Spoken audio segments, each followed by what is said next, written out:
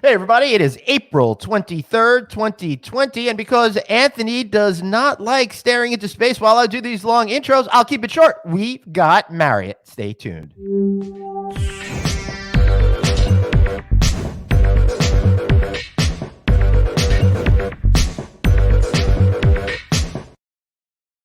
All right, and we are back. Anthony Milkiri, great to see you, my friend. I hope you're doing well today.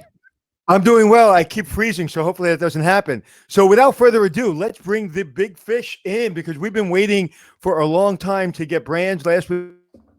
Yep. All right. So it's going to be one of those kind of shows. So let's bring in our amazing guest. We have Manny Rappenecker, VP and Global Brand Leader with Marriott Hotels, and Mr. Zach Michael Curry, VP Brand and Global Operations Premium Brands at Marriott International. And with the name Zach Michael Curry, I got to you sound like you are about to star in like the next Law and Order Hotel Edition show. Yeah, you're making it very formal. Yeah. Right?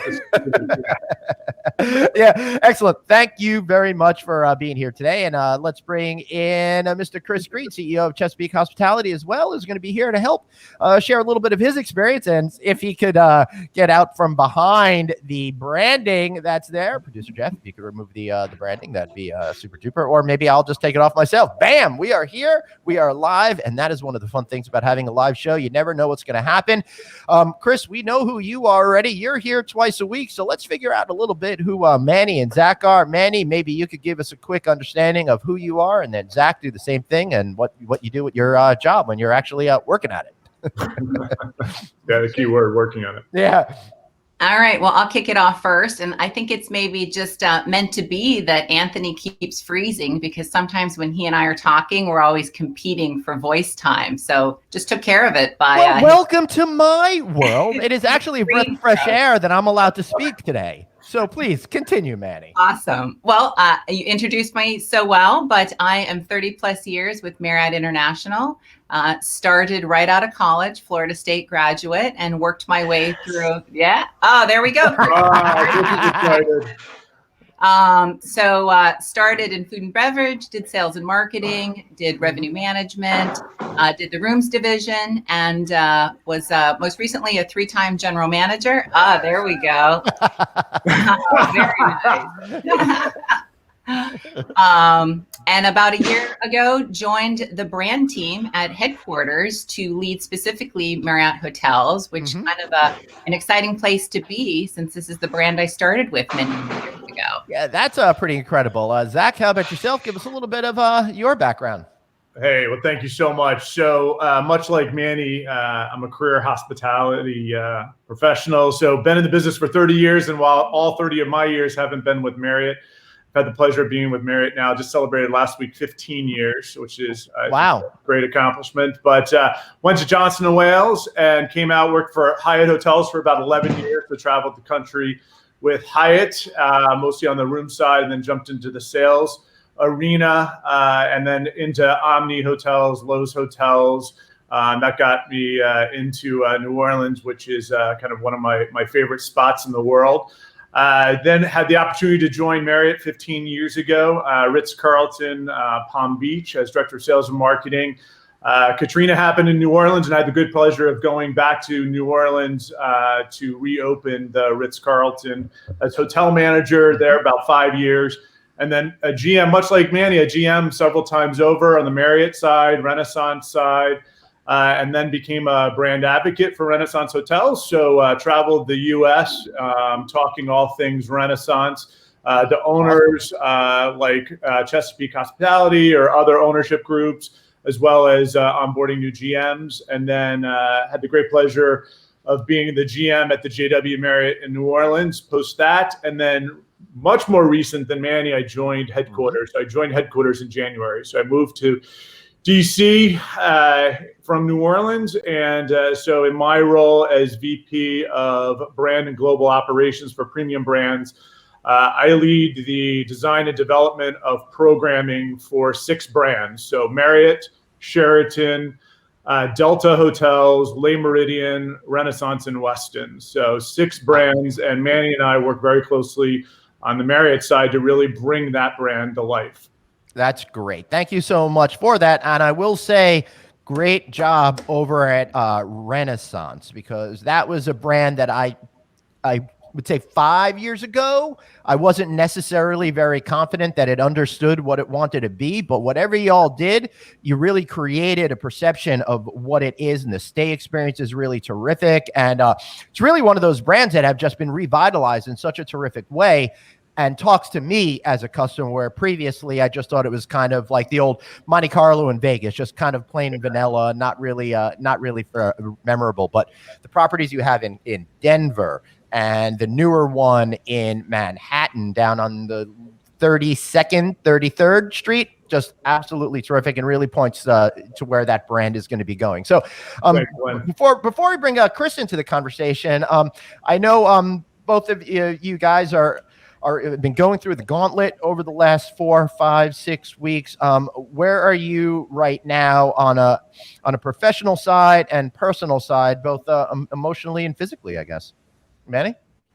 Well, thanks for asking. But before we even start on that, I do want to do a kudos to you and to Anthony for really the time that you're spending and the education that you're giving to everyone, out there. And I've gotten addicted to making sure I watch the show. I certainly wanted to see what I was getting myself into too, but I know it's a lot of time and detail on both of your behalves, and a big thank you for doing that. Hey, well, thank you so much, and I'm surprised that you still chose to join us. And Anthony is back. Hopefully, we got those technical problems solved. And I want everyone out there in the audience to know: number one, we're both working on getting a better internet over here. I've got some parts for my Ethernet coming any day now, so I should not have any more problems shortly.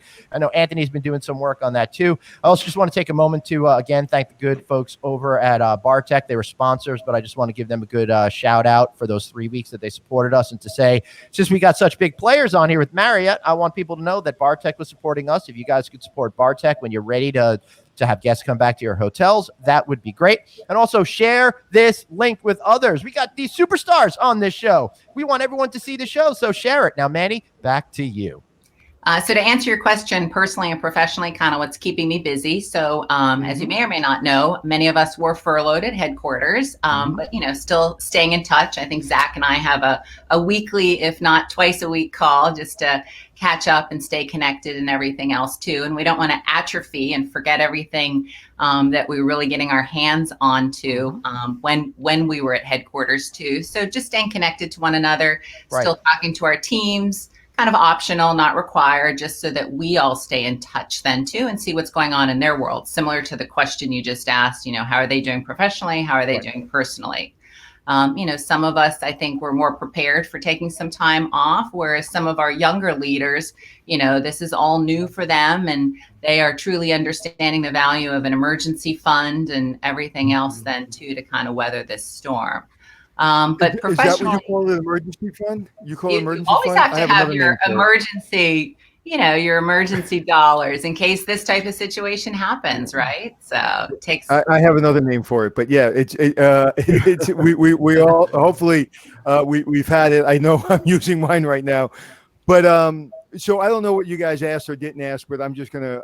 We were just saying that. We're just saying horrible things about you, so you missed nothing. Well, let me tell you something. I don't know if this came up, but Manny, after I left the Algonquin, Manny a couple of years later took over the Algonquin after I left, and she did several things at the Algonquin that I was unable to do.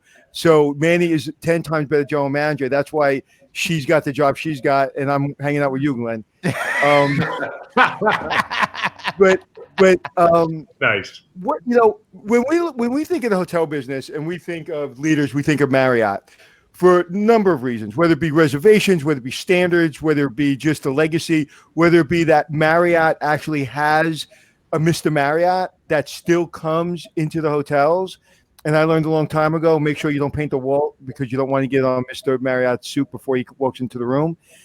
I've learned that. So he is really the epitome of this industry, and we all look to his strength and his guidance. So when Marriott and Arnie came out and we saw how painful it was for him to do what he did, and me and Manny have spoken, and the people being furloughed, it was really, really tough. But now Marriott's coming out is really the first to come out with how they're going to clean the rooms, the standards of cleaning the rooms. I just posted on my website. So what is it like you've been in the Marriott world for how many, 30 years, Manny? And Jack, how long have you been with Marriott? 15. So you've been in the Marriott for a really, really long time. I mean, it is an absolute juggernaut in our industry. Really long question. How does Marriott come out of it? Does Marriott come out completely changed, or just simply a little bit of a curve, but basically going to go right back to what Marriott has been? Yeah. Well, I'll really start it. We'd like to start off with the softball question. Right? Yeah. There you go. Manny, you take the first pitch. I'll start it and I'll pass it over to Zach then, definitely. I think in your show yesterday, you kind of asked a similar question to the general managers. And, I think a lot depends on, what comes out of what this current state is too, because, how we come out could go 5 different directions based upon that then too. I think those people that are still at headquarters right now, that's really what they're tasked to do is really, we have a great task force that's been put together, which includes Marriott leaders as well as professionals, doctors, and so on and so forth to look into what that looks like in the future. One question I had on another interview I did was, what's the importance of revenue management? Like revenue management will be more key than ever because so many of the technologies and everything else in the models won't be able to understand what just happened with this pandemic. So those true revenue leaders that know how to use the systems, but also have that gut feeling through their educations and understandings of the market, I think are going to be they already were a vital piece of the puzzle, but even more so coming out of it then too. And it's interesting you said that. We're doing a webinar, my company and my partner, Jeremy Pinkerton, we're doing a webinar next Tuesday, I believe. Tuesday at 2 p.m. on his Facebook page. No, but we're doing an actual webinar next week. Where people sign up, and we're actually talking about revenue management. How do you come out of this, and what does revenue management look like? So, good point.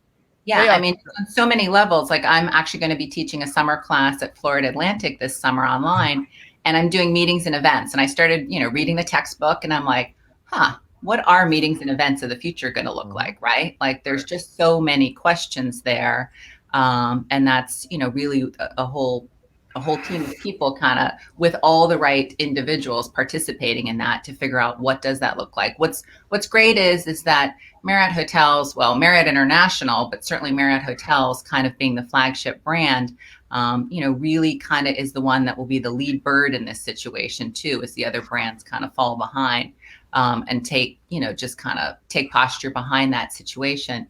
And it's really because of everyone knowing the brand and it's always been our most important is the safety and security of our guests and our associates. That continues into what the future looks like too. And that's then, on the cleanliness piece and everything else that you just asked about, that's really, Zach, when he gets back to work, will have many protocols already happening, but then that he'll have to continue to kind of make sure land on a property level, I would say. Yeah. So, Jack?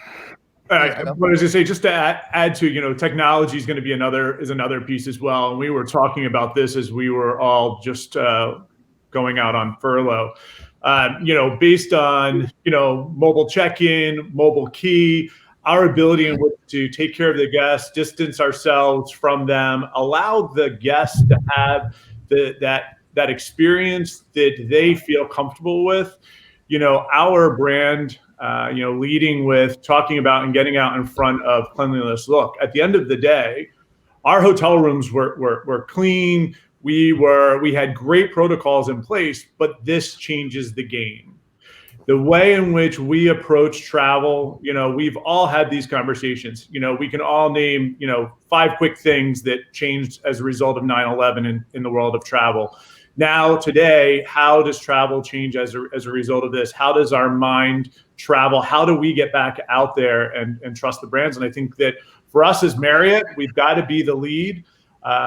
out there. Our customers demand it from us, and quite honestly, we have an obligation to each other to get our business back and running. So, we're going to be really focused on this and this experience as well. So, Chris, it's interesting.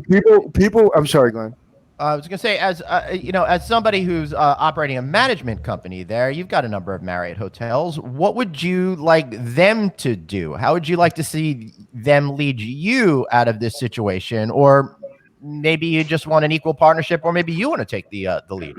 No, I was happy to see the cleanliness standards come out yesterday. We were actually talking about the status of returning hotels to operation in some markets in Georgia and other places that are opening up, and how we were going to tackle some of these things, the expectations of the traveling guests, to make sure they felt safe, that the experience is something that they could count on. And I thought that was great to see Marriott lead the way with that. I think the resources of a giant company like Marriott International and Marriott Hotels is what we as operators look to help us to push our operations forward. So from Marriott, I need them to use all their strength to give us what we can't as a smaller or mid-sized company, what we can't do. And that's what we look at the brands for in lots of areas. And I think Manny was right on. Go ahead. That's why they're there. I mean, if Marriott, everybody's been asking me, Anthony, how do we come back and clean our rooms? How do we clean our rooms? And I was getting real nervous the last couple of days. I was talking to actually Cintas and say, hey, I got to get you on my show because people are asking me and I don't know how to answer it. And people expect me to know the answer. Well, right. I'm not a doctor. And Marriott went to doctors and infectious disease specialists and said, what works? Okay. And we'll make an announcement in a couple of days of I know the back scenes of what happened and who's helping you and who's partnering with Marriott. And I'm not going to say now, but we'll announce in a couple of days. And so now I feel better. So now I'm taking what you put out there and I'm going to regurgitate that in my webinars. And I'm going to regurgitate that on our show. And I'm reading through it as we speak. I posted it yesterday. So this is where the brands make their money. You're asset light for a reason. This is where brands and management companies, if I'm a hotel owner, it's like, if you can't give me that guidance, then why are you in business? Right. Yeah. So thank you. Yeah. Excellent. Makes a lot of sense to me. So, everyone knows that brand standards are going to be changed. And a lot of questions that I'm getting are regards to that. It looks like everybody is thinking about how brand standards are going to change. We got this question up here, just that's more in general, and people are talking about what the checking in process could be: bars, dining, social gatherings, lobby life, all of those kinds of things. I know I can't pin you down to a specific answer because you probably don't have an answer at this point, but maybe it's really about what are you thinking about? How are you going to try to marry the best of both worlds to give people that safety and security when it comes to their overall health, while still trying to promote the spirit of hospitality, getting people together, and more importantly, spending some of the money in your hotels and in the bars and restaurants and all that stuff? Right. I don't know, Zach, you might want to hop in here, but I was just reading an article yesterday, just seeing some of the properties like in China and how they're slowly coming back to life then too. And right, it's just a very different way of thinking about everything that gets touched, the interactions that are happening. I think this will create many new businesses too, of things we haven't even thought about right now. Some of those, certainly on the technology world, like Zach touched on that, the important, like mobile check-in, as well as, your mobile dining and everything else, but there'll even be more of a need, I think, for us to be using some of those pieces too. So, and to piggyback on that too, I think that we've always been in the business of we want to get it clean, we want to take care of things, but let's not be seen.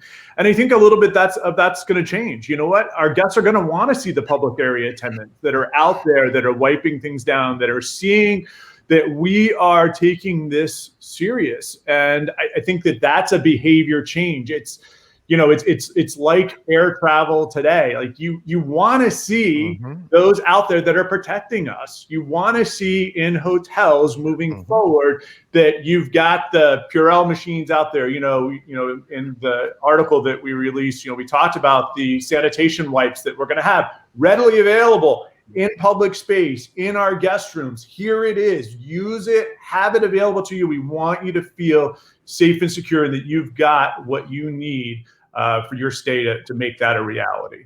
I think that's going to be part.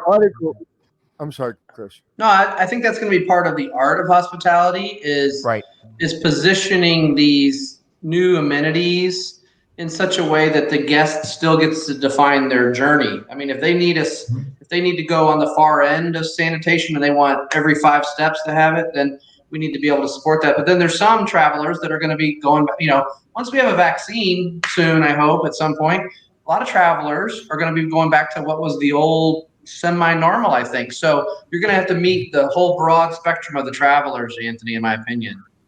Yeah, and I think your article yesterday that was sent out by Marriott, having a picture of that gentleman with that machine that he was using, it's not a fogging machine. Yeah. It's not a fogging machine. It's I can't remember the name of it off the top of my head. But it looked like a little fog gun is what it was. Yeah, but it's not fogging. And I don't know the words they use, but they're very specific. I don't think they want to use the word fogging. No, I'm sure. Because that's a different technology. But my point being is that kind of made me feel better. And I'll throw one at you. When you go to get your manicure or you go to the dentist, what do? They open up the packet. They have your nose been sterilized in front of you, so you know it's clean. When I'm walking down the lobby or the hallway, am I going to see a big luggage cart? I mean, a big housekeeping cart with towels, cleaning supplies, and mops? I don't know. I think we have to really take a look at that. I almost want to see a housekeeper go into that housekeeping cart, pull out something that's completely sealed, whether it be her rags, whether it be her cleaning products, whether it be the towels, and then go into that room, and every single room have its own individual cleaning supplies, and it's sealed. I don't want to see my towels and my washcloths in the hallway because and then everything you're doing in the room makes no sense to me. So I think we have to really take a look at that. Right. So Anthony, is that short term though, Anthony, or are you talking forever? I'm talking. We have to meet the need of the concerned traveler today. I can't tell you what forever looks like. Right. Okay. Things will change super fast. But one of the questions that we're getting here that keeps coming up. Wait, but hold on. Yeah. I don't want to miss this question. What do you guys think about that? That's a pretty big brain teaser there. Chris, you seem to get immediately defensive about that question.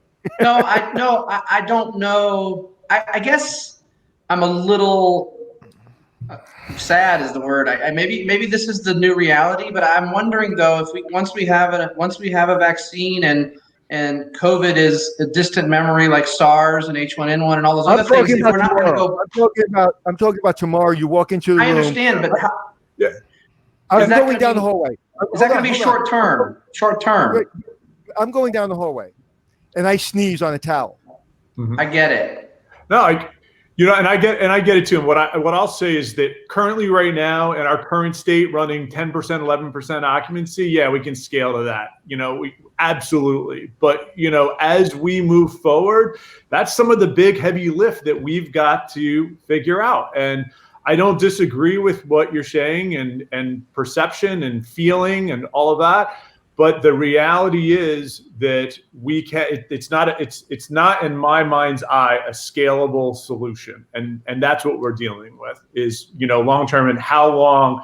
Give us a time frame in which you want to run it. Give us an idea of the type of occupancy. I mean, how do you ride elevators together if you're running? If you have 5 elevators, 500 rooms, and you're running 100% occupancy.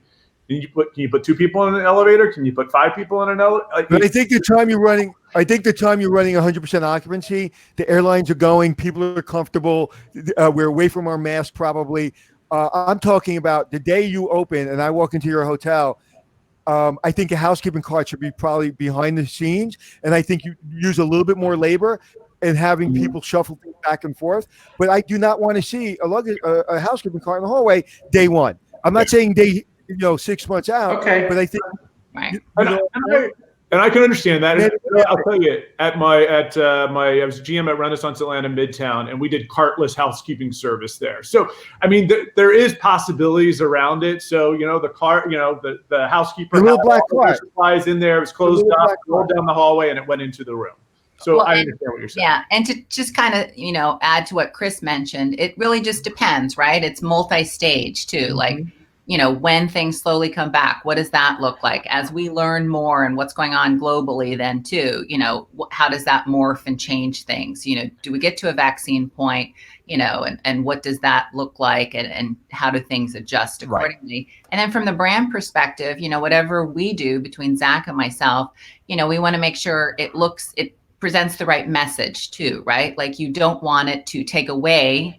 You want it to enhance the experience as much as possible. So you don't want it to look too hospital-like. You want it to look a little hotel-like, but knowing that it still has all the qualities of hospital-grade disinfectant and so on and so forth too. So that's where Zach and I partner up to make sure it's coming out the right way then too. Right. So I do want to say Joel Cummings said electrostatic sprayer is what that was that we were referring to, electrostatic spray. So thank you so much for that. And I think what we're really talking about here, everybody, is there is going to be certain things that are put in place in the early onset of us returning to the normal or whatever it's going to be as we first dip our toes in the pool to see how cold it is and whether or not we want to jump in.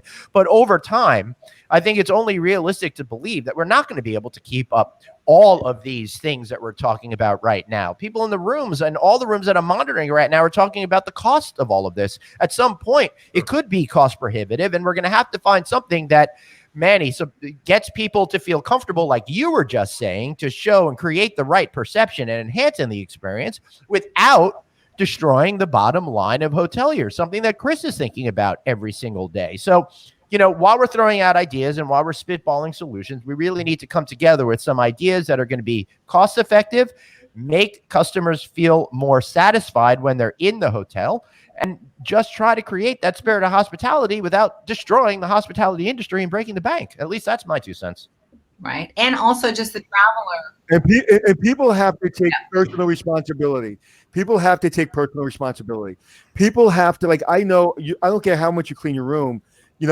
Hopefully maybe there's a little kit in the room that I can either buy or you can give me that I can enhance my cleaning. I'm going to clean the room anyway. I mean, there's no way I'm going to a hotel room in the next year and I'm not going to clean that room.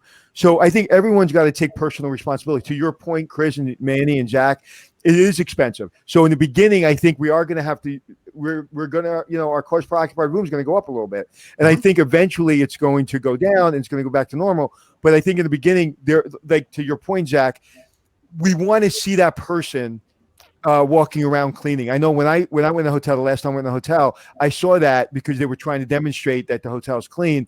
And that really made a difference to me. So the little things that we can do to make a difference, but I also don't want to get away from the fact, and I think we're missing this in society in general, we have to take personal responsibility for our health. Yeah. It's not just a hotel. Anthony, we gave that up years ago. Anthony, when I listen to this is what I just struggle with. And I agree with you. In the near term, there's going to be lots of new normal, right, for the near term. But I'm thinking about this on an x-axis. As occupancy continues to increase, we're going to have, like Zach said, less capability to meet social distancing guidelines or anything else. And we should be, I hope, progressing towards a vaccine. So I'm wondering if these solutions we're going to be working on aren't going to be very short term, a year, 18 months. I don't know. I don't think you have anything to worry about in that sense, because people aren't going to travel till they feel safe. Airlines aren't going to go back full board. You're not going to have conventions. You're not going to have conferences. These things are not going to come back until people start feeling really, really safe. So the time I get to 100% occupancy or I get to 90% and I go to a convention, I've already decided what is safe and what's not safe. So I would get on a plane and I know it's sterilized. I go to a Marriott, I know it's sterilized. Now I'm going to, in the room, I'm going to clean the room. And then when I'm going to have a drink with Glenn, the decision is, are you going to use a disposable cup or are you going to use a glass? Either way, I'm going to the bar. At this point, I'm going to the bar.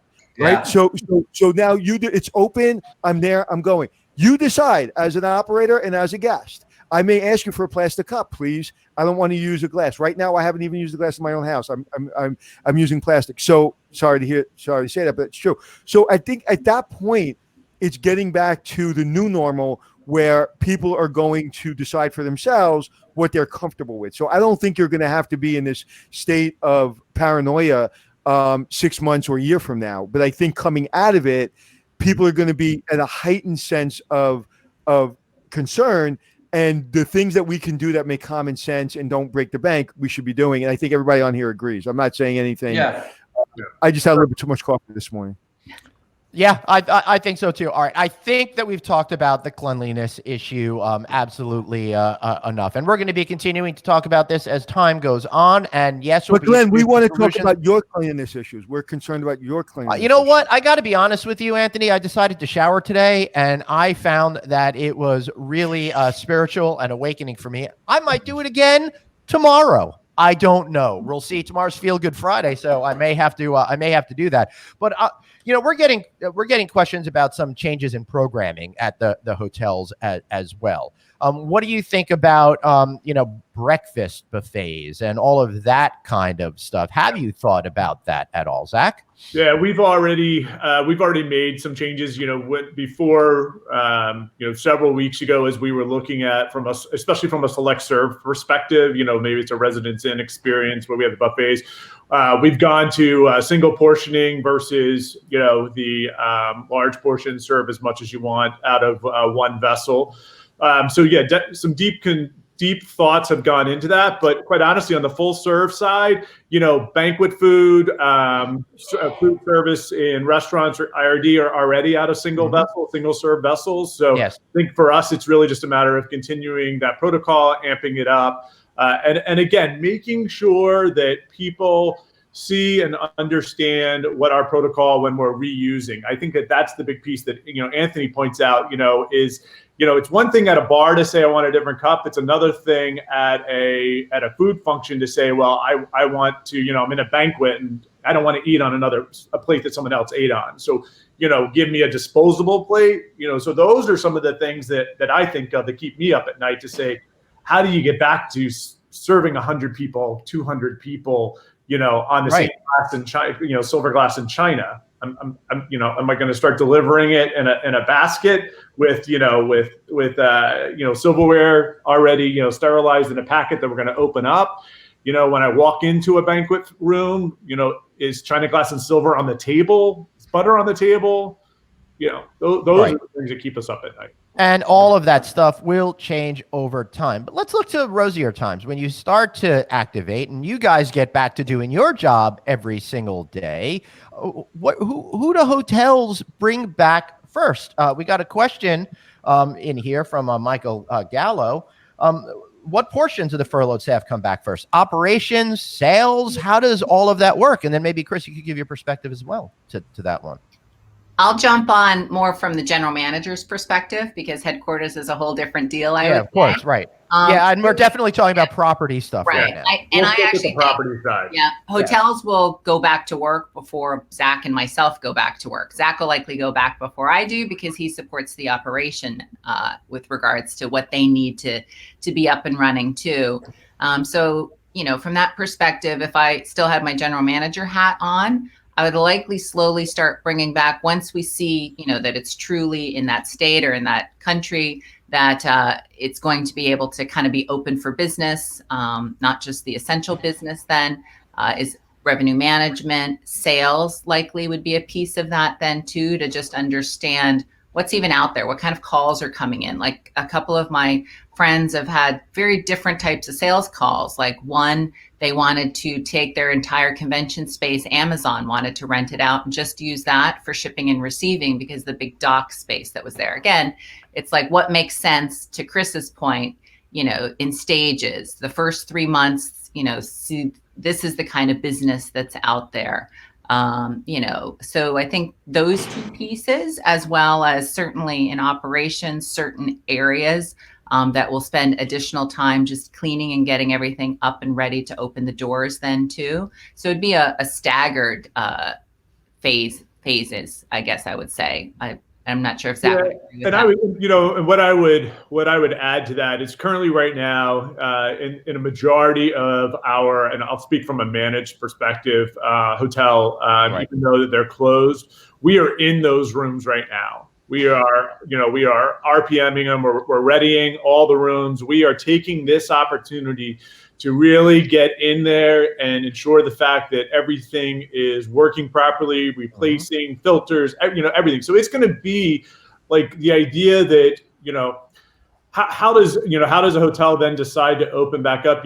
As Marriott, we predominantly, and Chris, you'll be able to comment on this. You're much closer to it than I am, but it was an owner's decision as to what they wanted to do. We were there to support. We continue to be there to support. But for us, it's a matter of the hotels are going to be ready, and we will slowly amp them up from a front of house rooms operations perspective. If I'm personal opinion, Zach's opinion, rooms is going to come back first. That's going to be our focus. Food and beverage will be a little bit of a lag. Yeah. Chris? Yeah. No, we actually are having our operations team, our corporate operations and sales, marketing, revenue management are working on our re-ramp plans by individual asset. So it's a little different if you're closed. But really, right now you're going to come back with very low occupancy. So it's going to be rooms operations, facilities, people to make sure the rooms are ready and sanitized properly for the guests. And then you're going to slowly, you're going to probably have one or two people in sales and revenue to start looking at where the green shoots of business are coming from. We had a long talk about that today with the sales team about, okay, do we bring back a market specific person if we see corporate traveling, or do we bring back just a seller, somebody who can, go across all markets to help us initially? Because if you'll remember when I was on Tuesday with Greg from Peachtree, he's a lot of select service hotels, and he thought they were going to ramp a little faster. Quite frankly, we're mostly full service, but we're going to probably open like select serve, really, initially until we get our occupancy up, and then build our F&B back. And maybe at that point, we'll know what F&B is going to look like, right? Because I don't think we still know. That's going to be an interesting thing as well. If full service hotels are mimicking select service hotels, what does that really mean to the entire stratification of the business and all the categories that we put people into? Well, we're all going to be 15% in June, and then 20% in July, and so it's going to be. And there's not a whole bunch of conventions or meetings. There's no weddings. There's no Smurfs. There's no associations traveling. Certainly you're not getting military reunions. They're just not traveling. So what does that look like? It's going to be all corporate, all IBT, maybe some leisure traveler, people getting out in regional drive areas. But that's what you're going to be servicing. I actually have some information and insight on that. According to MMGY's Travel Intelligence, they just released a survey that I got moments before we went on air. So they're saying travel intent during the upcoming 6 months continues to decline, with the intent to travel for leisure vacations falling to 31% and intent to travel to business for 21%. While 6 in 10 leisure travelers have canceled a planned vacation, 1 in 3 has postponed the vacation in hopes of rescheduling this year. More than 1/3 of those who regularly travel are less likely to travel for business during the next 6 months.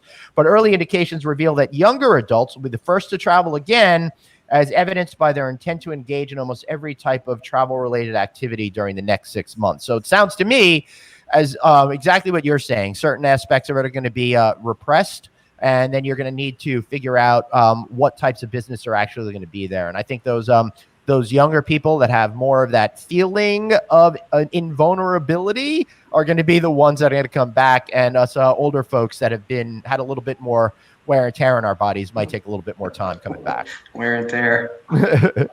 Too much time at the bar. Anthony, you've muted yourself. Of course I did. Nobody wants to hear me today. The necessity of travel is going to happen because a lot of people need money when they come out of this, because a lot of people aren't getting paid.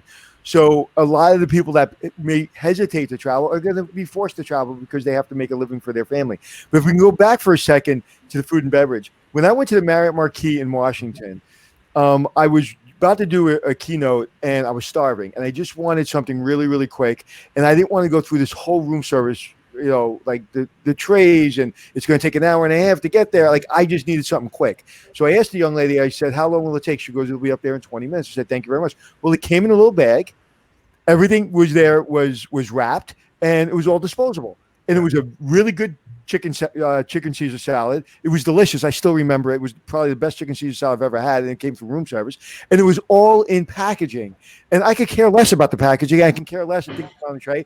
I wanted my chicken Caesar salad. I wanted to be satisfied. So when I did my keynote, I didn't faint from starvation, and it met my need perfectly.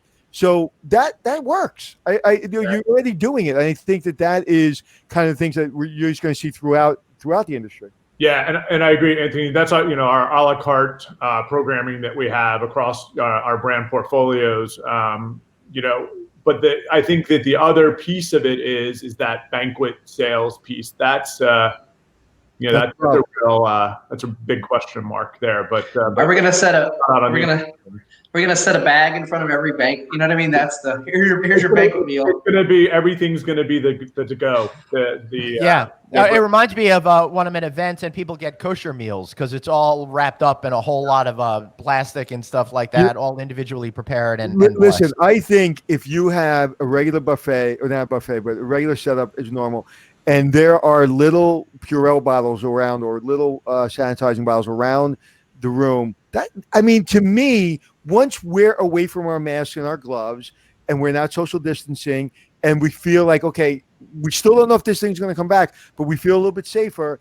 Again, that comes to I'm not putting my fingers in my mouth, and I'm going to wash my hands. I'm going to use Purell. And I want to eat off a dish and silverware, and I want to feel like I'm in a big boy and I'm in a hotel. That comes down to my personal safety. This morning I had to do my once a week grocery shopping. I went to the grocery store and I had my Lysol in my sweatshirt and I Lysoled the entire cart. And I made it look like a crazy person. I didn't care. And I went, and then when I came out, there was a gentleman doing exactly the same thing. Right. Now, a lot of people just grabbed it even without gloves. So my personal protection is up to me. And so there's one cart at Stop and Shop that's perfect. So if you guys need it, just go. It's already been Lysol. Thank you for that. The amount of bare hands I saw yesterday at the Stop and Shop was abysmal, and the amount of people not going the correct way during the one-way aisles was abysmal. But I do want to point out that in late 2001, early 2002, we were having the same exact conversation. But instead of cleaning supplies and all of that, it was about, are we going to have metal detectors? Are we going to have crazy security in hotels? What are we going to do? Everything is going to fundamentally change. So I bring up that point just to get it out there that though we're thinking about and having these conversations about stuff, we do have a tendency in society to go back to what that old normal is, to reset everything and get back to the way things have been. And I am fundamentally in the belief that a year or two from now, especially if there's a vaccine, we will get back to that normal way of doing things. So everyone out there, don't think that just because we're having these conversations, it's going to be a permanent change out there. I do fundamentally think that we will get back to traveling the way that we have before in the past. All right.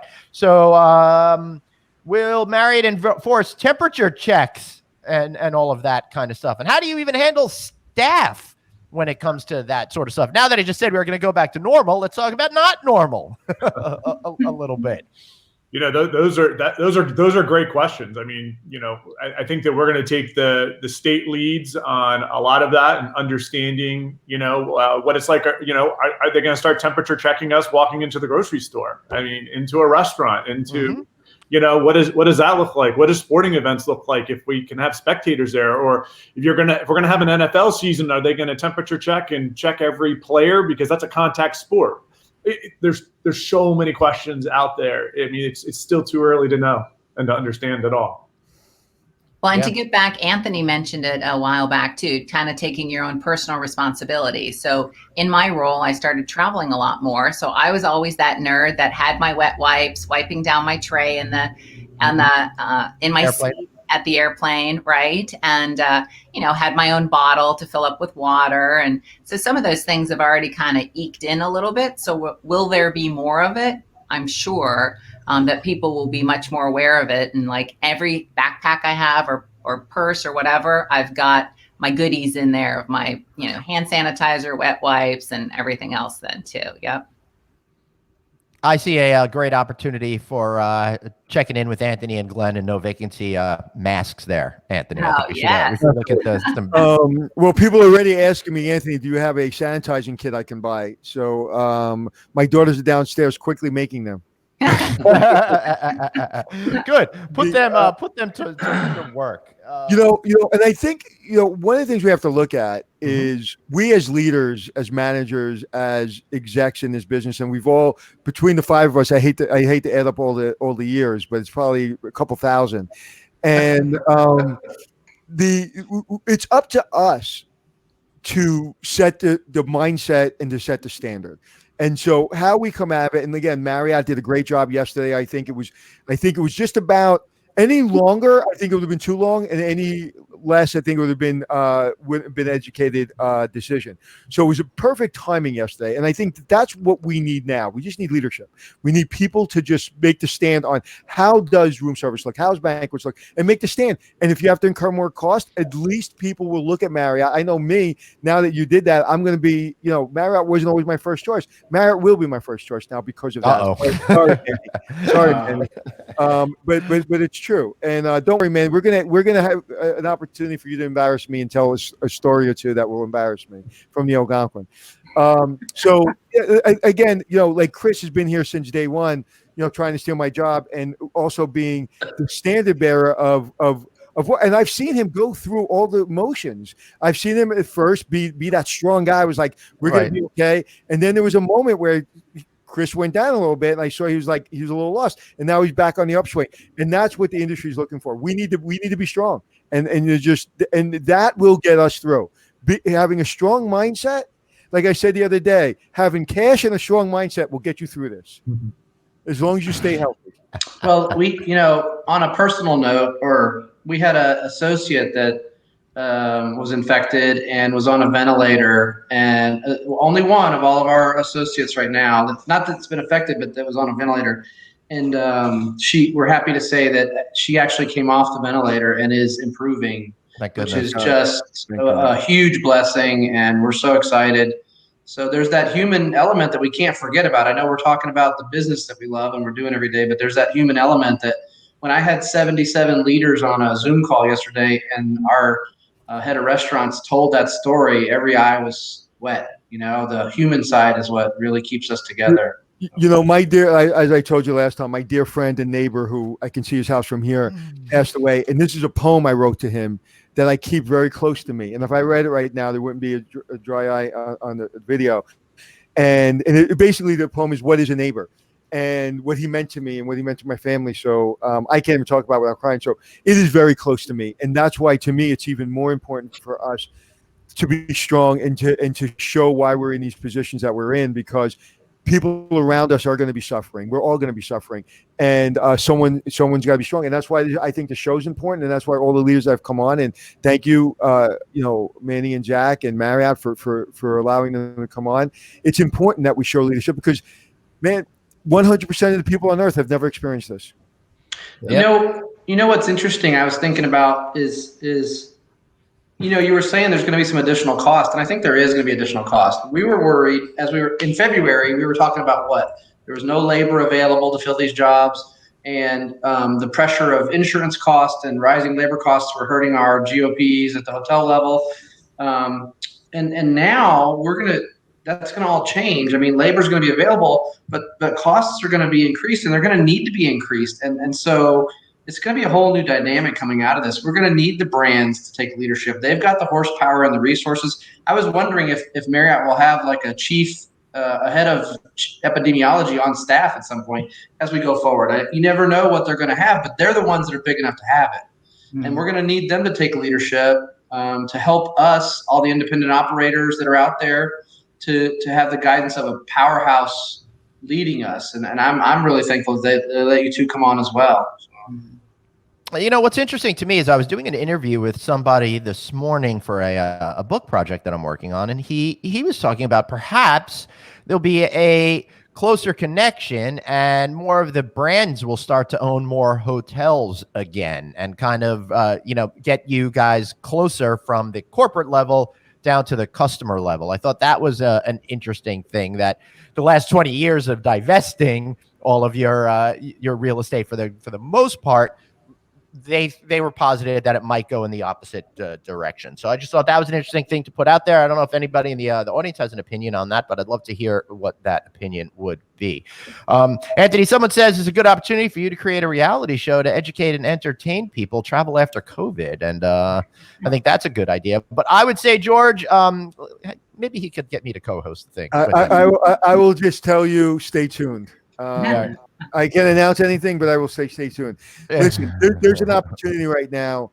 The brands and the management companies are literally taking people from financial ruining and giving them a path forward. I mean, you're nurses and doctors are the most important people in front lines. You're the most important people in the business world. But there are other hotels and there are individual hotels that don't have a management company and private hotels that do need a resource. And that's all I'll say to that comment. We're looking at a resource and opportunities that I didn't want to do for the last 3 years, but now it's presenting itself because it's so unfortunate. There are hotels that are getting, lost through the cracks because they can't afford a brand, they can't afford a management company. They're mom and pop, they're struggling, and they're lost. And that's one of the reasons I built Hospitality Success, which you can find on Facebook or hospitalitysuccess.com. For that reason, we're not a management company, we're a learning company. So, to your point, who is that said that? About the TV show? Never mind, Glenn. Hi, Glenn. We're still here. Yeah. But just to tag on really too, what was exciting, I was on a call right before my furlough started with many of our franchise partners and asset managers and ownership group. And many of them, took this opportunity to accelerate their renovation plans and are continuing with their construction too. So, from an ownership perspective, it was like, there were all these kind of crazy calls that Zach and I were on, but those calls were just so motivating. And, the energy in the ownership group was so great to hear while, partnering with them about what the future looks like then too. And certainly it depends on which group it was and what their cash flow was and how much cash they had on hand if they could do it. But they were kind of moving forward. And I was thinking, wow, brand new renovated hotel or a brand new hotel coming out of this will likely be in great demand in some ways too. Unfortunately, entrepreneurs don't allow disasters to go to waste, and that's hard to say, but it's true. In these areas, this is where entrepreneurs are made. Mm-hmm. I mean, if you look at everything that has been invented in this country, it's either came out of necessity or a disaster. And there are going to be the things that we're talking about now, like a housekeeper going into a room and opening up something to clean that room. I guarantee you someone in 6 months or 3 months or a week will be trying to sell you that. Mm-hmm. I guarantee you someone's trying to figure that out right now. So that's the spirit you're talking about, and that's the spirit that's needed. And then on the piece that Chris mentioned, really with, unemployment was very low through the end of last year, beginning of this year, all properties were struggling to kind of get candidates for open positions. So, coming out of this, unfortunately, with the high unemployment, but what will happen is people are, changing careers, changing jobs. There will be tremendous amount of people applying for open positions if they happen to be at many of the properties. Because I think, unfortunately, what has also happened as hotels have closed, people have had to make life decisions about moving back home or moving across the country or whatever. So they may not even be in the same location when that property reopens, creating new, their open job then too. Yeah. Right. And let me put in a little show note there that tomorrow we're going to be focusing just on this type of topic on Feel Good Friday. So if you want to know how to better position yourself for a job, if you want to understand how to create that great LinkedIn profile, we got a couple of experts on here tomorrow to do that. Plus, Anthony and I are going to mix some cocktails. So we're going to be looking forward to that too. Zach, you look like you're ready to say something. One thing I will say is that I think that there's an opposing side to the unskilled labor and the cost of labor, and what we have in some markets have probably underpaid. Mm-hmm. And you've got individuals that are out there that are qualified to collect unemployment, stimulus package money, et cetera. I've got hotels that are open and or gaining some business, and they're going to call some of the unskilled labor back, and they're saying, no, I'm not coming back. I don't feel comfortable. And part of it is because they're collecting, unemployment or other resources. And also I think that when we look at cost, when we look at labor, and we all know the labor is the highest cost that we incur at the hotel level, there are some significant changes that need to take place. And as we look at those that are the most susceptible or the most exposed, housekeepers, so we're talking about perception to guest. How about to the housekeeper who's going into that room post the guest stay?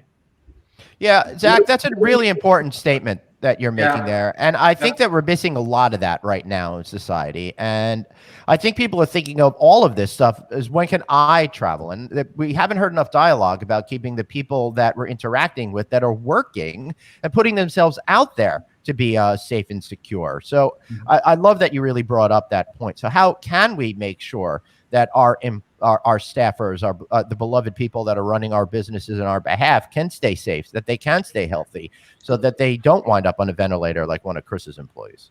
Glenn, and I think so. Yesterday, I was on the call with a broker talking about a hotel, and he said something that really struck me, and it really speaks to what Zach said. Is he said, "Chris, how are you guys doing? Because you guys are at the tip of the spear on this thing." And I looked at a CBRE research piece, and of course, hospitality and restaurants is the worst. And I thought, man, all this confluence of events pointed towards our business. Why? Because people have to travel to them, they stay in them, they eat in them. Everywhere you could contact anything, we're a gathering place. And yet, for the longest time, we're seen as a fun industry. We're a critical industry for the health of the nation, and not just the health of our traveling belief, but our health. Now that you think about it, I don't think I ever looked at it. We always were clean, and we always took care to sanitize, and but it really has raised the level of the work that our associates do, the risk they put themselves in, and the confluence of events where people come together from all over the world in our buildings, that we are going to have to be more thoughtful about what that looks like going forward. And I think the wages, right? I agree with that. And I think most thought leaders, or as Jerry Anzarella said yesterday, servant leaders, they've understood that employees come before guests. Okay, period, end of story. And now more than ever, if you don't get that, that's a problem. Employees come before guests, because if employees aren't happy and they don't feel safe and they don't feel comfortable, when you're walking down the hallway and you say hello to them, that whole thing is your brand. That whole engagement is your brand. And so servant leadership and employees coming first, and people, when I say that, literally a breath comes out. They're like, what are you talking about? Guests come first. I never thought that. I mean, I rarely, even at the Algonquin, I rarely ever saw guests. I was so focused on keeping my team happy and motivated that was my only goal. And to be honest with you, if I was in front of the house, I was in everybody's way. So I think that is the number one priority, is to, if you don't get that, now is the time to get that. Keep them safe. If you have to incur some cost, that employee will stay. Kind of to Chris's point, with the way he's treating his executives. Good luck trying to recruit one of Chris's executives away from him in 6 months. Good luck and God bless you, because it ain't happening. Because the way you guys are treating everyone, they're not going anywhere.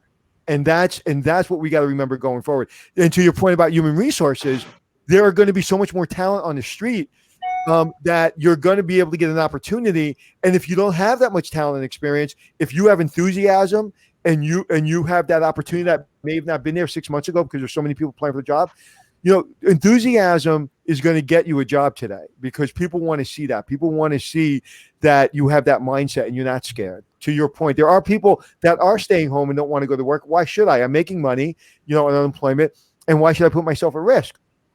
And you can't judge those people, because they all have their own their own reasons. And there are some people that just rather take the paycheck and are lazy and they can care less. And when they come back, they'll come back and they may not be safe. Who knows?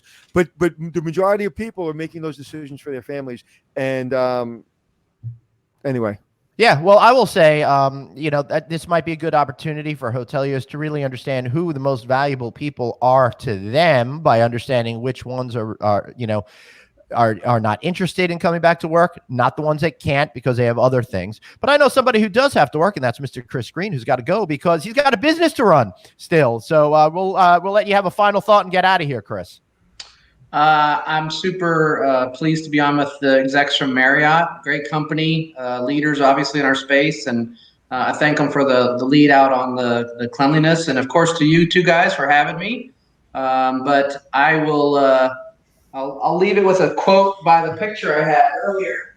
Yep. This is Bobby Bowden, legendary coach of the Florida State Seminoles, and I'm going to say, dadgummit, I'm ready for this to be over. That's a perfect way to leave it. Chris, see you on Tuesday. Have a good weekend. Bye, Chris. All right. Now So that if I can ask you a question, can I ask Yep. a question, sir? I was just going to say something stupid. Go for it. Yeah, that's why I prevented that from happening. Are you guys looking at other brands very, very closely? Are you in a stage of like really taking a look at every moment of what everybody else is doing before you make a decision? Or are you guys just all in and whatever they do, but nobody's working together, nobody's looking at anybody else? How's that working? I'm just curious. I've never worked in a corporate office in a brand, so I'm just curious how you guys go about your business, especially something like this. And when you're saying brand, you're saying brands within Marriott? Like Other Is companies? Marriott looking at other brands like Hilton and everybody else? Okay. You know, like how close are you guys looking at each other right now? Very close. Mm-hmm. We all watch what everybody's doing, and sometimes, you know, some messaging gets out, you know, maybe Hilton leads with a message before we were ready to, et cetera. I think that it's one of the reasons why our messaging yesterday around cleanliness was extremely important for us to get out in front of it and to be the lead. Yeah, it was. I'm telling you, I was looking for it, so it was perfect timing. I honestly, it was coming down to 24 hours, and it's too late. It was like yesterday was perfect timing because I was getting so many calls because now people are looking on the other side. We're going to open soon, like May 15th in New York City. The ban lifts, and what does that mean?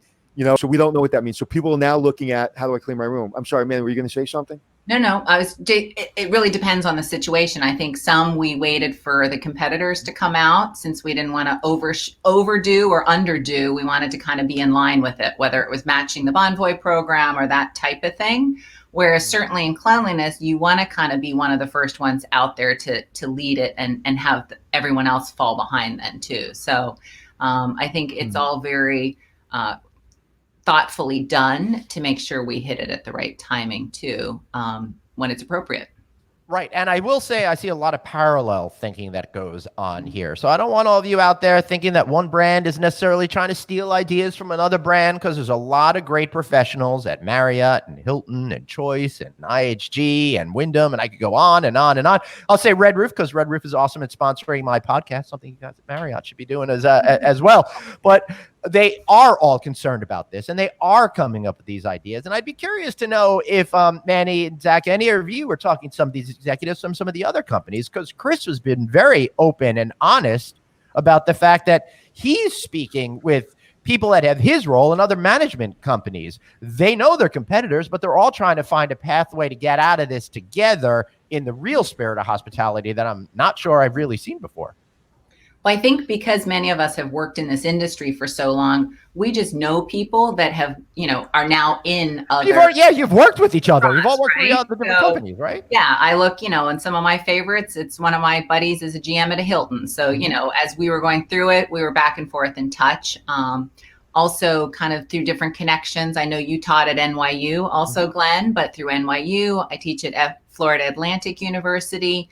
There's certain outreach or discussion points that are happening there too, which is kind of just helps. We're all in it together, as we all say. But I think because of the relationships of over all the years too, it just naturally happens.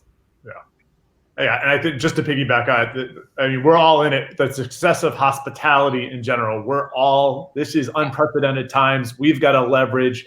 We've got to, forget about who's competing against who. We got to get back traveling again. We've got to ensure the fact that our associates and our guests feel great doing it on both sides. And which one of your hotels did you steal that awesome sliding barn door behind you? You like that, right? I love that.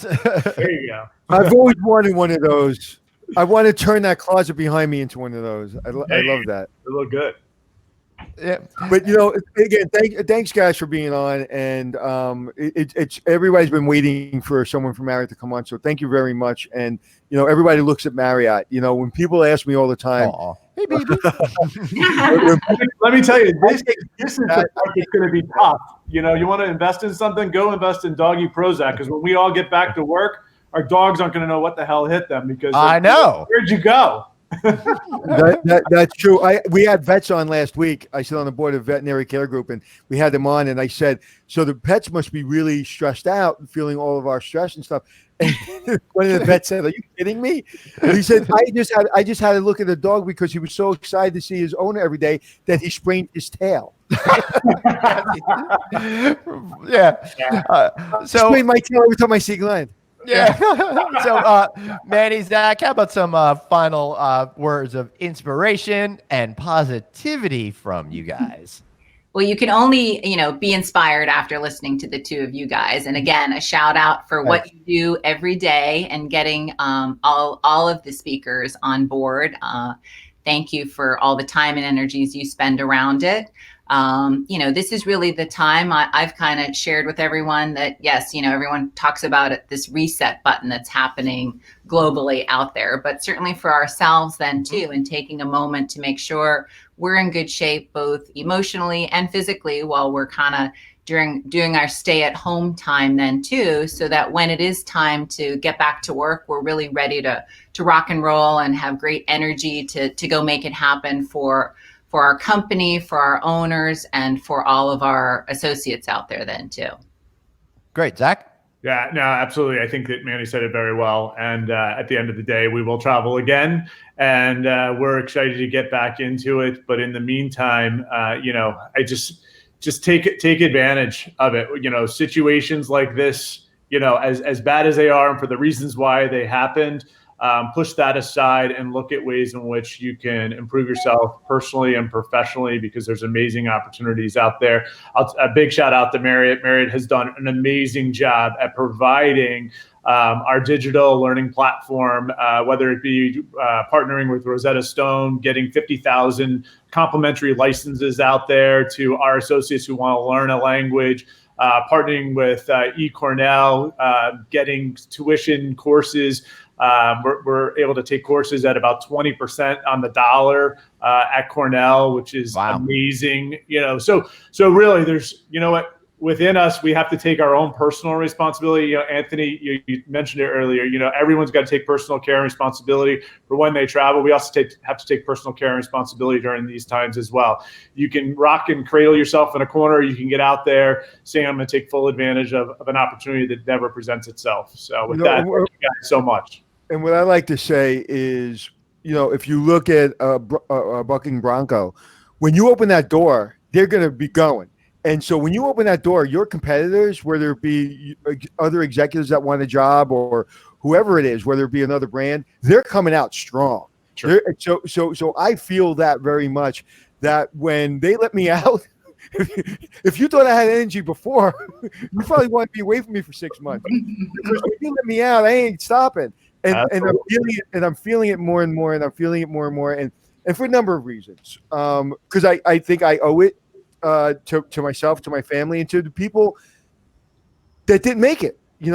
When you look at this on the other side, this is a war, and unfortunately, there are people on the other side that aren't going to make it. And I owe it to my friend, my neighbor, who had 79 years on this earth, and he was a true champion. And when he worked, and he was an amazing human. So we owe it to those people. We owe it to ourselves.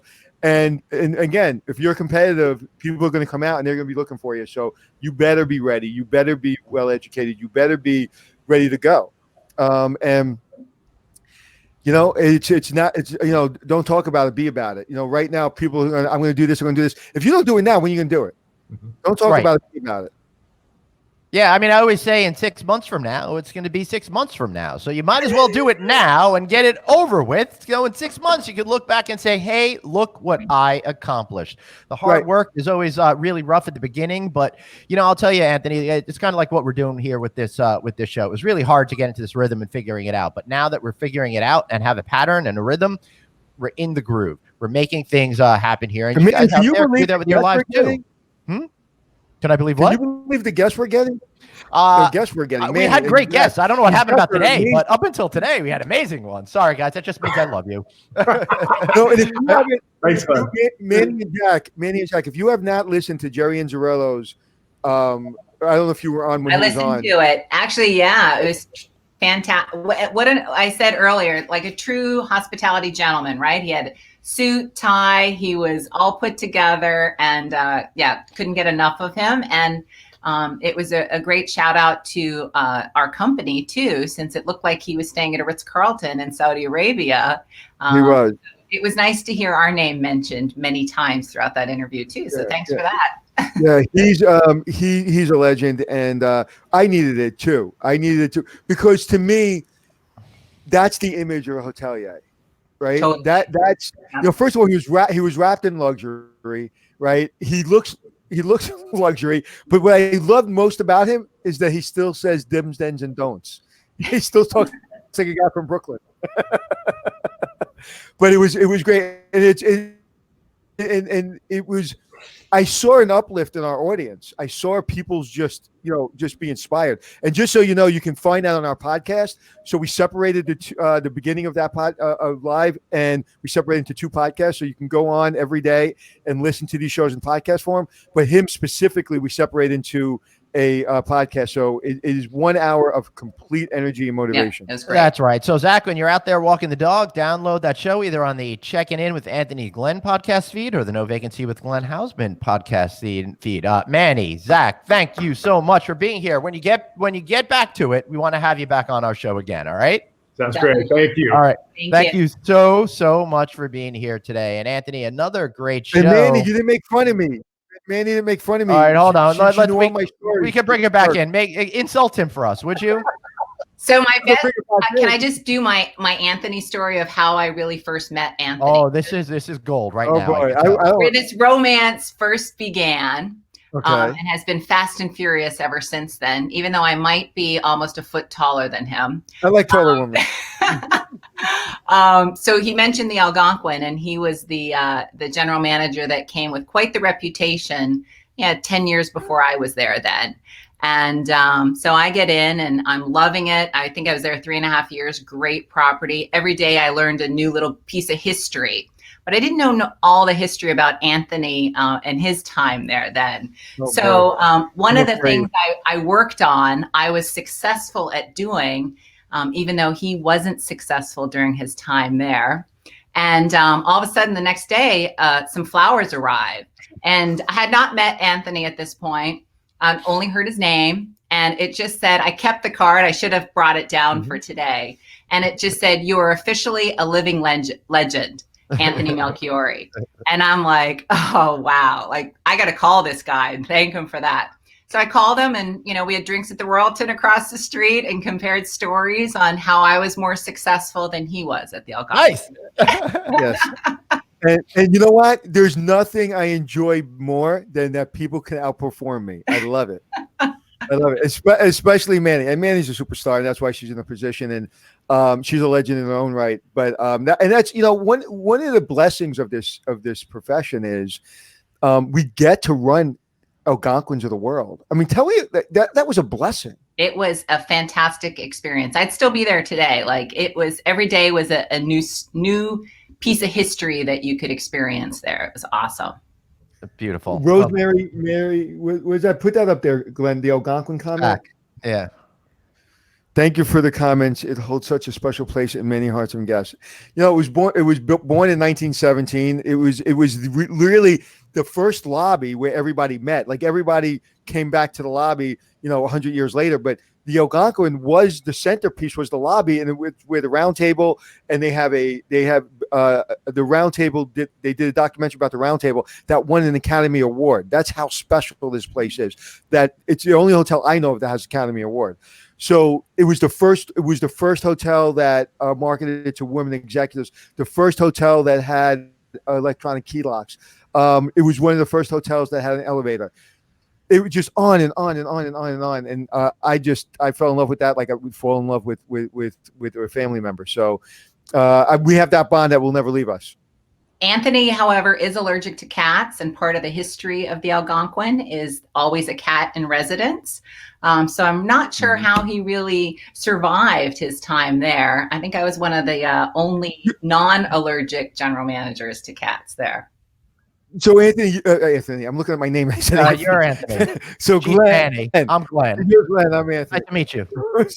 So I've never done that before. You know what's interesting? All I've done is praise this young lady, right? So far, she talked about my height, number one. Number two, how she outperformed me. and 3, my medical condition about being allergic to cats. Okay, Well, then so all I've said is how wonderful a legend, and she ranks on me 3 times. Okay, then one last story, and I know you guys have to go. And 3 more Here's insults. my wonderful Anthony story. Anthony is truly one of my top 5 friends, I would say. He's the one that I've gone to. It's a fast and furious friendship, so to say.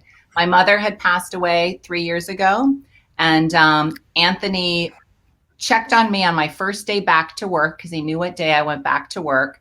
And he offered just to take me for a drink just to see how I was doing after that first day. I mean, the drink was at like 2 or 3 in the afternoon because that's about all I could handle my first day back. But he just came and gave me the biggest hug and just was there for me during a really tough time in my life. And that's my special Anthony story too. He's a big softie too. We're loving each other. She gave my daughters one of the greatest Black Fridays ever. Every Black Friday we go somewhere, and we went to her hotel in Hoboken last year, 2 years ago. But last year, for some reason, it just was something really special because we didn't really leave the hotel. And they said that's their favorite Black Friday. We've been doing Black Friday, just me, my kids, my nieces, my nephew, for the last 15 years. And we've run the gamut. We stayed at the King's Suite at the Palace Hotel, which is the biggest hotel in New York City, to everything. We've done everything. And John was the president of that hotel at the time. So thank you, John. And so you just made it really, really comfortable. And they had these great amenities that I just too many to talk about. But thank you, Manny. And so, Glenn, you're still here. What's up? I'm sorry. Hate to disappoint you. This romance here. But Manny, I know he liked it so much because I actually know about that particular story. He talked about it a lot immediately afterwards. I believe that was the W in Hoboken, if I'm not mistaken. Right? Yes. Yeah. All right. Cool. Manny, thank you so much for being here. And you would be the, 400th guest in a row that's made Anthony cry. So congratulations on that particular award. Hope to see you soon. Thanks so much for being here. Anthony. That's not true. All right. 375th guest. I made up the 25. I was exaggerating. Anthony. Glenn, you got to get in touch with your emotional side, your sensitive side. It's okay to cry. It's vulnerability. I know, but I love that woman. That woman is a friend of mine, and she's, thank her for being on. She's an executive at Marriott, but she's also a friend, and she's also tried and true 30 years Marriott. Okay, yep. She is a Marriott person, and I have a lot of respect for someone that's been able to be with a company for 30 years. I mean, if I'm with you 30 more days, I'm going to have a problem. Yeah, well, I know for sure. I don't doubt that. But haven't you realized by now, Anthony, I'm kind of like the Chandler from Friends type of a person. Anytime anything gets serious, I have to deflect with bad humor. Real emotions. My Joey. Yeah, come on, give us a good forget about it. Or hey, how you doing? No, wait. I'll give you the best one. Yeah. How you doing? Hey. That is the place to end this show. All right, thank you.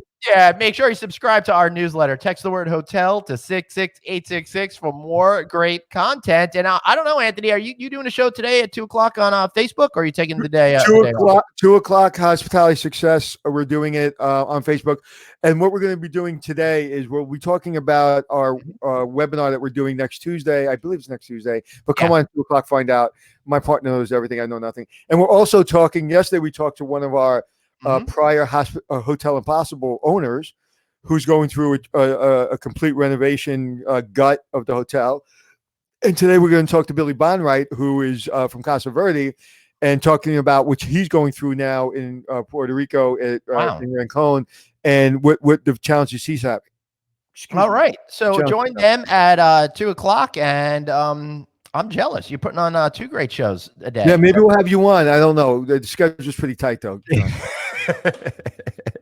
All right. I'll try to get to be friendly with whoever's booking your show. Guys, thanks again for being here. We really appreciate it. And this community that we're creating here is just so important to Anthony and myself. It's really giving us a lot of energy to keep on keeping on.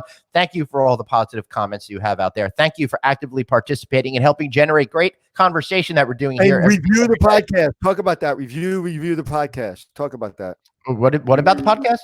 podcast. We need reviews. Go Oh yeah, on and guys, review. review our podcast. Go onto iTunes. Go to Checking In with Anthony and Glenn. Give us that 5 stars. Write us a review. Go onto my No Vacancy with Glenn Hausman podcast. Give me some stars. Give me a positive review. We need your help for doing that, and that'll get more people engaged in the show. Or And- critique us. Tell us how we can get better. I mean, he always talks about the 5 stars. You know, I'm a hotelier. I want to hear everything. I want to hear 5 stars. If you think we can do better, let's do better. But send us an email on that. Don't write it in iTunes. Give us 5 stars on iTunes. I'm Glenn, Glenn, at rouse.media. I will accept all flaming via email or instant message me on the Facebook and on the LinkedIn over there. Anthony, any final words? We got to get out of here, man. Don't talk about it. Be about it. I love it. Absolutely great. See you guys tomorrow for a Feel Good Friday. We're going to help you jazz up your LinkedIn profile, mix some drinks, and learn how to be better in the job market. See you all then. Have a great afternoon.